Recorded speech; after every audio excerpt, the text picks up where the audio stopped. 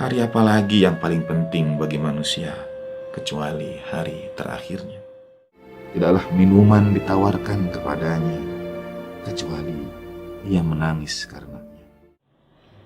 Dan setahun sekali kusiapkan ia untuk majelis Imam Hussein alaihissalam.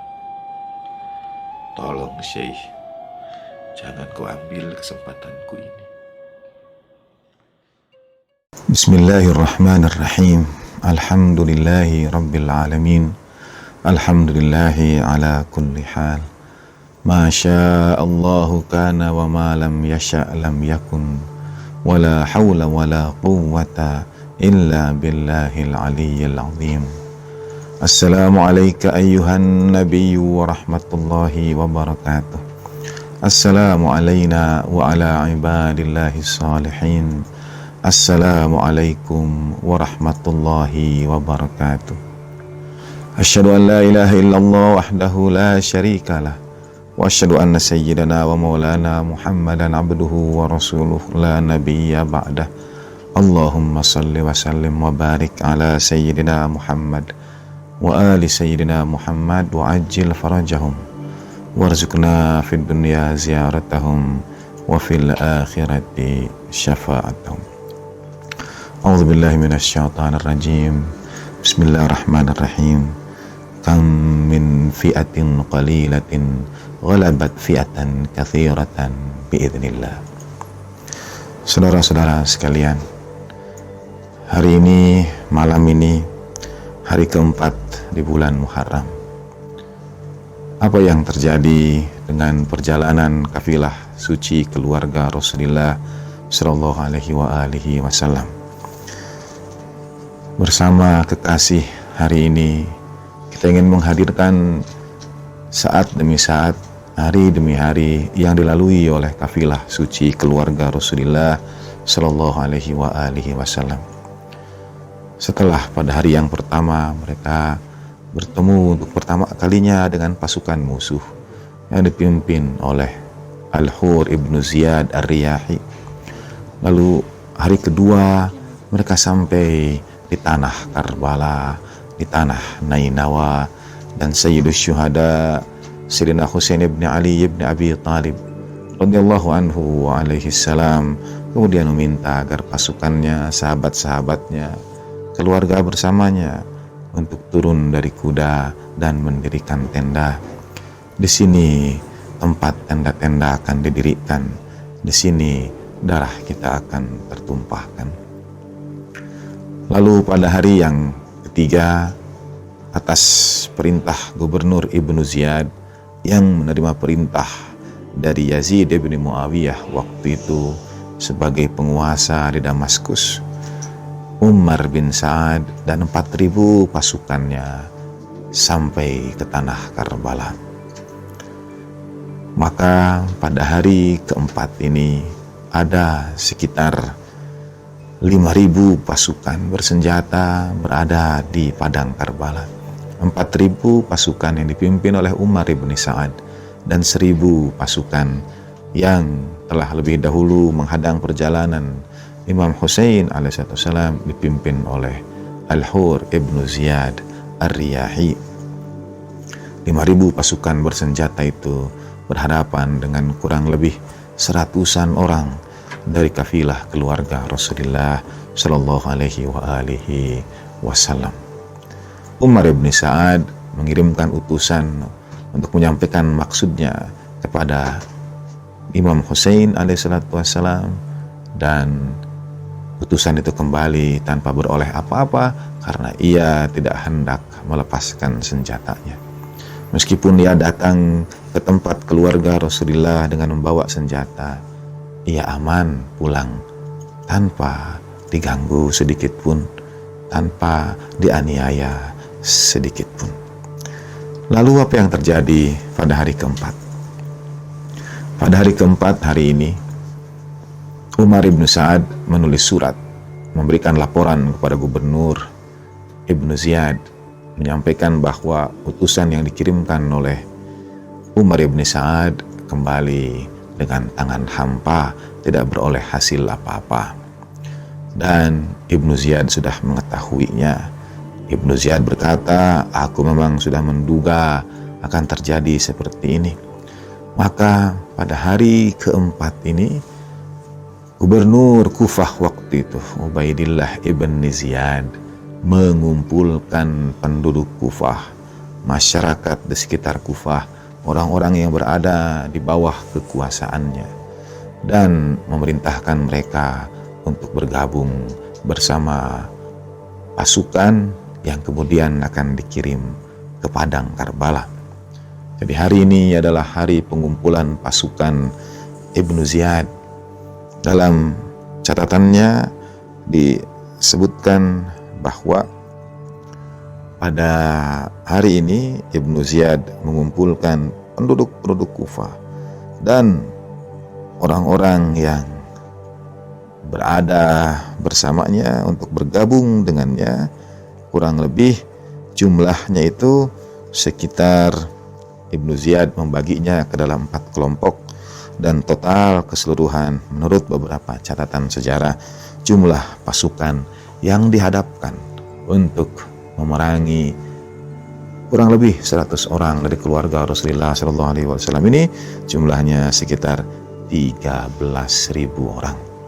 Terbagi dalam 4 pasukan, 4.000 orang diantaranya dipimpin oleh seorang bernama Shimir bin Dzil Jaushan. Lalu 4.000 berikutnya lagi dipimpin oleh Yazid ibn Rikab al-Kalbi. 2.000 orang dipimpin oleh Yazid ibn Rikab al-Kalbi. Kemudian Husain dengan Sa'd ibni Namir memimpin 4.000 orang, dan Mudayir ibni Ruhainah Mazani dengan 3.000 orang.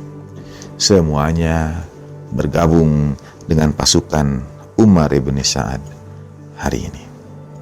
Total berhadapan dengan keluarga Rasulullah SAW itu sejumlah 18.000 pasukan bersenjata.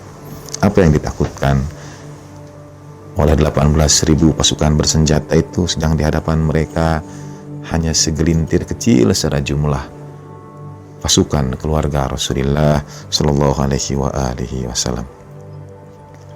Pada hari ini juga dilaksanakan pertemuan karena Imam Husain alaihissalam mengetahui utusan yang datang dikirim oleh Ibnu Sa'ad kembali menemui Ibnu Sa'ad tanpa beroleh pesan apapun juga. Maka kemudian inilah hari ketika Imam Husain alaihissalam berjumpa, bertemu dan berbicara dengan Umar ibn Sa'ad. Disepakatilah oleh kedua pasukan bahwa pertemuan ini akan terjadi di tengah-tengah antara tempat tenda kafilah keluarga Rasulullah SAW dengan pasukan Umar ibn Sa'ad itu. Imam Husain alaihissalam bertemu dengan Umar ibn Sa'ad di tengah-tengah tempat yang kemudian akan menjadi tempat pertempuran pada jarak yang masih bisa disaksikan oleh tenda kafilah keluarga Rasulullah SAW, dan di seberangnya ada tenda-tenda pasukan musuh. Kemudian Imam Husain alaihissalam menyampaikan kepada Umar ibn Sa'ad, wailaka, merugilah engkau, celakalah engkau, wahai putra Sa'ad, mengapa engkau lakukan ini? Kemudian Umar ibn Sa'ad menjawab bahwa ia ditawari berbagai hal oleh Ubaidillah ibn Ziyad. Ia ditawari dunia, ia ditawari tempat, tawari jabatan, tawari tanah, daerah, kekuasaan. Bahkan Imam alaihissalam kemudian menjawab, kalau semua itu yang ditawarkan, ana abniha laka, demi untuk mengingatkan Umar ibn Sa'ad agar tidak terjerumus pada godaan kehidupan dunia, demi untuk menyelamatkannya dari bergabung dengan pasukan yang akan menzalimi, mencederai keluarga Rasulullah Shallallahu Alaihi Wasallam? Imam Husain menjawab, ana abniha laka, aku akan membuatkan itu semua untukmu. Jadi kalau Umar ibn Sa'ad menginginkan dunia, menginginkan rumah, Imam Husain sampaikan, aku akan membangunkannya untukmu. Tapi itu tidak menghalangi niat Umar ibn Sa'ad untuk melanjutkan apa yang diinginkan oleh Gubernur Ubaidillah ibn Ziyad untuk memerangi Imam Husain alaihissalam. Hari keempat ini adalah hari penawaran dari Imam Husain kepada Umar ibn Sa'ad agar kiranya ia tidak memilih dunia di atas akhiratnya, di atas kecintaan kepada Rasulullah Shallallahu Alaihi Wasallam. Inilah hari dipisahkannya antara jalan kebenaran, jalan kecintaan kepada agama dengan jalan mereka yang memilih kehidupan dunia. Assalamualaikum ya Aba Abdillah wa ala al-arwah allati halat bifinaik. Alaika minna salamullahi abadan ma baqina wa baqiya al-lail wan nahar wa la ja'alahu Allahu akhiral ahdi minna li ziyaratikum. Assalamu ala al-Husain wa ala Ali ibn al-Husain wa ala auladil Husain wa ala ashabil Husain. Ya laitana kunna ma'akum wa nafuza fawzan 'azima. Wa sallallahu ala sayyidina Muhammadin wa alihi tahirin walhamdulillahi rabbil alamin wa ma taufiqi illa billah alaihi tawakkaltu wa ilaihi unib. Wassalamu alaikum warahmatullahi wabarakatuh.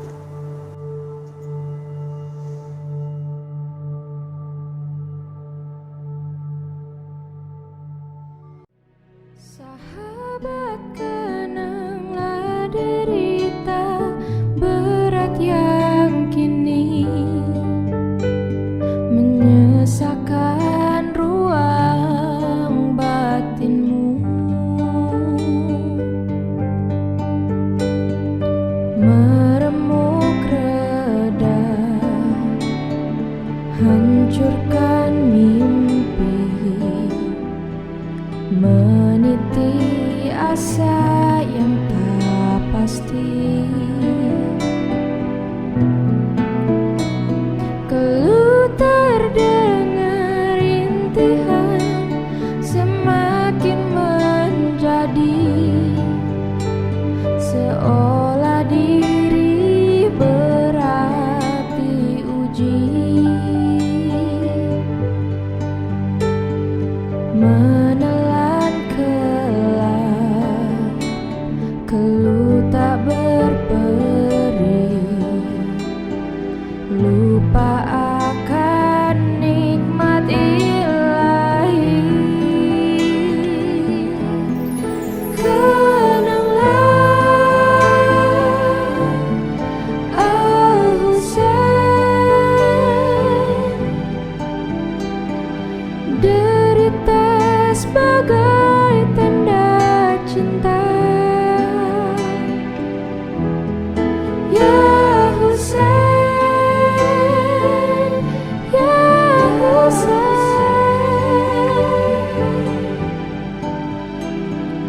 mengenangmu bangkitkan asa, bahwa hidup adalah cinta suci. Kau persembahkan untuk ilahi. Gemuruh dada menghentak, gelisah mengisi, kehilangan kawan sejati. Cintamu pada hatimu sunyi, hilang semua harga diri.